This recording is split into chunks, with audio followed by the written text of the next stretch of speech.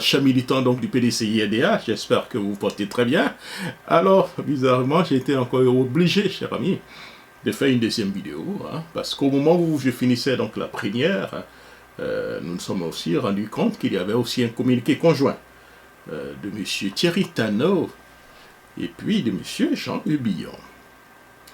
Alors, est-ce que j'ai été un peu surpris? Disons quand même oui. Je sais qu'au départ, M. Lecamp, M. Jean Hubillon et M. Thierry Tano avaient émis donc des réserves. Ils n'étaient pas du tout très contents par rapport à certaines choses, surtout qu'ils avaient 9 ans de bureau politique et qu'on leur demandait donc 10 années de bureau politique avant donc d'être candidat. Mais par la suite, ils n'ont pratiquement plus rien dit, ils se sont un peu calmés.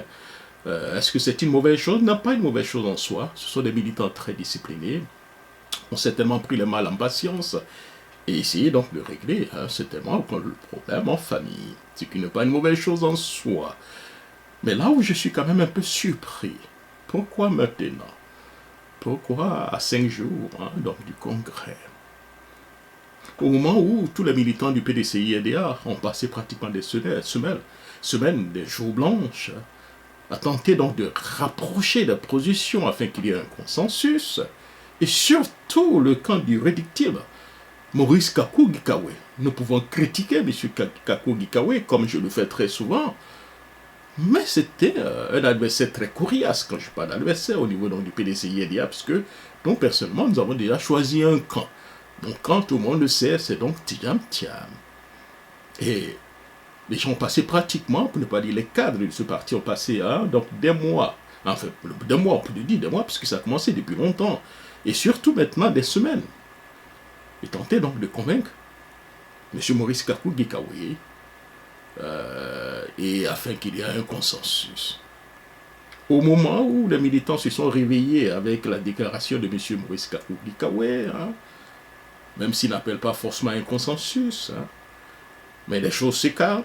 Je pense qu'il retire sa candidature officiellement. Au moment où les militants se disent, bon tiens, les choses vont dans le meilleur des mondes possible, même s'il y a quelques petites erreurs que nous allons corriger après, bien sûr. Parce que le président Houphouët le disait. Il préfère donc l'injustice au désordre, c'est qui est clair. Pour certains cadres, il y avait un peu de l'injustice. Mais créer un désordre en ce moment ne serait pas une très bonne chose quand on sait que l'adversaire d'en face, le RHTP, elle attend toujours les petits moments pour phagocyter et fragiliser le PDCI-RDA. Mais au moment où les militants se disaient pousser un ouf de soulagement, qu'un communiqué sort de nulle part. Et ce communiqué de M. Thierry Tano et de M. Jean Hubillon, mais j'ai été quand même assez surpris. Vous savez que j'ai un respect religieux pour ces deux personnes, une amitié de longue date avec M. Jean Hubillon, Thierry Tano, que je connais aussi très bien, vous comprenez, nous apprécions réellement toutes ces années passées autour du président Rikonan Bédi avec le combat qu'ils ont mené. Mais ce communiqué sort de nulle part. Et c'est un communiqué qui arrive au moment où les militants se sont un tout petit calmés. Et j'étais un conseiller, j'aurais demandé à ces deux cadres de régler le problème en famille.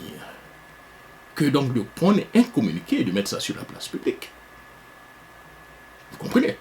En réalisant ce communiqué, ça nous ramène à la suite d'affaires de moi monsieur, un peu de beurre. Comme les écoliers là, moi monsieur, celui-là, son pain est plus gros que pour moi, j'ai pas eu assez de macaroni. Pour moi, c'est c'est un communiqué qui me met réellement mal à l'aise. Vous comprenez? On me connaît très bien. Je préfère être assez calme. Afin donc de ne pas être très agressif en parlant de mes amis. Mais vous savez, en politique, il n'y a pas ce qu'on appelle forcément les amis. C'est nos intérêts communs qui comptent ici.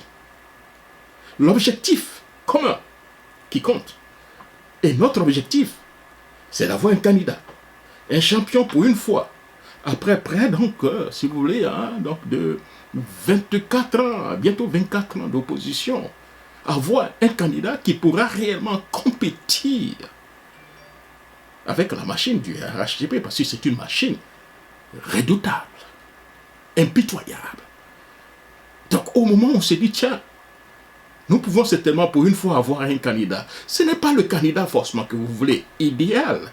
Peut-être que si on était dans une situation beaucoup plus calme, la candidature de peut-être monsieur Thiam allait être considérée comme une candidature inopportune. Mais nous sommes en politique. La politique a ses réalités. Et la réalité du moment, cher ami, nous pousse à prendre des décisions. Et ces décisions peuvent ne pas être les bonnes demain ou après-demain. Mais aujourd'hui, cette réalité nous amène à considérer le cas Tidjam Thiam, qui est comme un petit miracle qui arrive et qui essaie certainement de nous amener à ramener, si vous voulez, nous ramener dans le temps de PDCI que nous avons certainement connu. Je dis bien, essaie de nous ramener. Nous sommes en politique.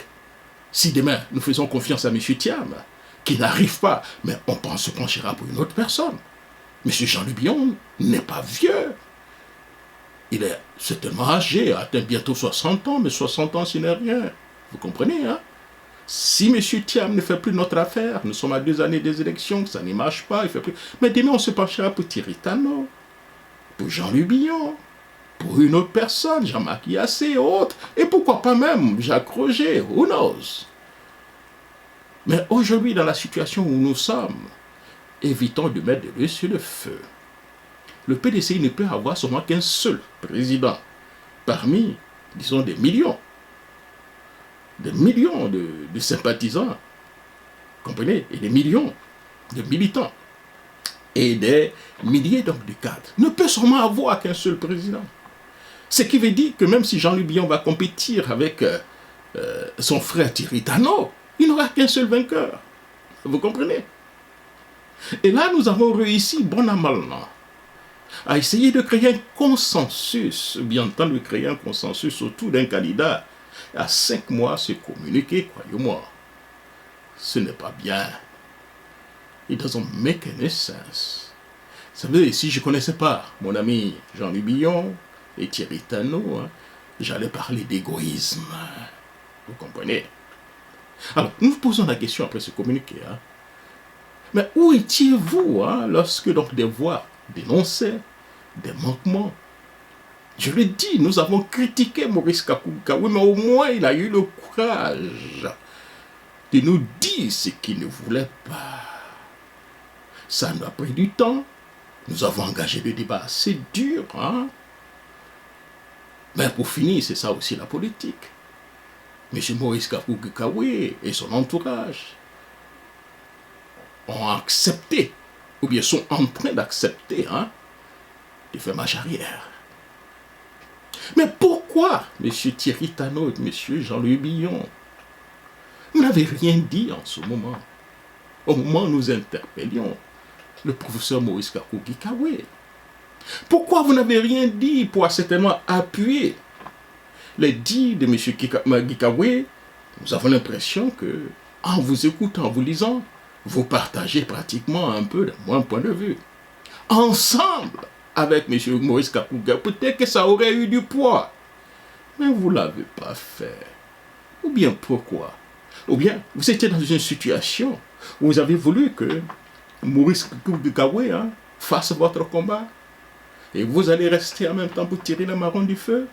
Et maintenant que M. Maurice Kakou-Gikawe semble ne plus suivre cette ligne, alors vous sortez maintenant pour dénoncer. Mais c'est un peu trop tard. C'est ce que j'appelle le médecin après la mort. Et vous savez que nous sommes en politique, soit avec les militants du PDCI qui parfois se comportent comme des gros gamins, en disant que ce sont des militants après la mort. Cela ne veut pas dire que nous manquons du respect à Pierre ou Paul. Mais nous disons que les dés sont pratiquement jetés. Au moment où nous allons à un consensus, ou bien un congrès apaisé, qu'on vient nous jeter cela à la figure, parce que vous savez que M. Thierry Tano a beaucoup de sympathisants, et puis M. Jean-Louis Billon. Cela nous amène encore dans une situation que nous n'avons pas en plus de vivre. C'est de ça qu'il s'agit, cher ami. Vous voyez, et ça, ça nous amène à nous poser des questions, parce que j'ai discuté avec un cadre aujourd'hui. Est-ce qu'on ne peut pas parler de torpille et de sabotage du processus électoral? Croyez-moi, si je ne connaissais pas ces deux personnalités, j'allais parler de sabotage et une situation de torpiller ou de mettre à mal le processus électoral. Il n'y a pas eu, il y a eu pratiquement un manque de courage. Ils auraient dû prendre le courage de main pour donner cette situation au moment où il fallait. Comprenez? Et là, ça m'a même posé la question de savoir quel genre de président auriez été vous. Heureusement que vous n'avez pas donc les moyens pour compétir. Sinon, il y a beaucoup de cadres militants qui allaient voter pour vous, hein, alors que là, vous vous comportez comme des pleutres. Et c'est vraiment dommage. Vous comprenez? Je suis assez dur de tenir au moins ce genre de propos face à des amis, à deux personnes que j'aime. Mais je pense qu'ils doivent se ressaisir. Les militants ont beaucoup de sympathie pour vous. Comprenez? Ce n'est pas le moment de mettre le doigt sur le feu, de donner encore un peu de sang rouge, voilà, du sang rouge aux militants de nos amis d'en face, du RDR qui n'attendent que cela. Merci beaucoup, cher ami. Ce que nous pouvons dire, calmez-vous, cher ami. Calmez-vous.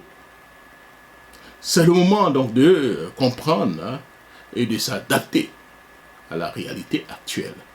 Et cette réalité actuelle, malheureusement, n'est pas du tout à votre faveur. Cette réalité est malheureusement pour vous. C'est donc le temps de Thiam. Vous comprenez? C'est donc le temps de Thiam. Ça fait mal. Vous êtes tenté de vous dire que vous étiez là depuis longtemps. Et pourquoi c'est Thiam? Non, pourquoi pas Thiam? Pourquoi pas Thiam? Est-ce que les militants n'ont pas vu cela? Les militants vous ont vu à côté de M. Henri Konan Bédié. Il y avait des difficultés que M. Bédié a dû faire face. Vous avez apporté votre soutien. Votre stratégie, ça n'a pas du tout marché. Donc, de grâce, chers amis, nous allons chercher d'autres méthodes, d'autres solutions. Nous ne disons pas bon an mal an que cela va réussir. Mais au moins, quand ça ne marche pas, on cherche autre chose. Et comme je le dis malheureusement pour vous, c'est donc le temps de Thiam. Nous voulons essayer avec Thiam. Et comme le dit donc l'adage, cher ami, tout pouvoir vient de Dieu. Et si Dieu veut que Thiam soit le président du PDCI, il sera le président du PDCI le 16. Pour le moment, nous nous focalisons sur ça. Si vous avez quelque chose à dire, allez-y au Congrès. Vous êtes membre du Congrès. Et allez-y, vous plein de Congrès. Mais dans les médias, pour donner encore, mettre à mal le processus et jeter encore un discrédit sur le PDCI RDA, nous n'allons pas l'accepter. Pour le moment, je préfère être très calme, très gentil, très poli, parce que je vous aime beaucoup. Merci beaucoup.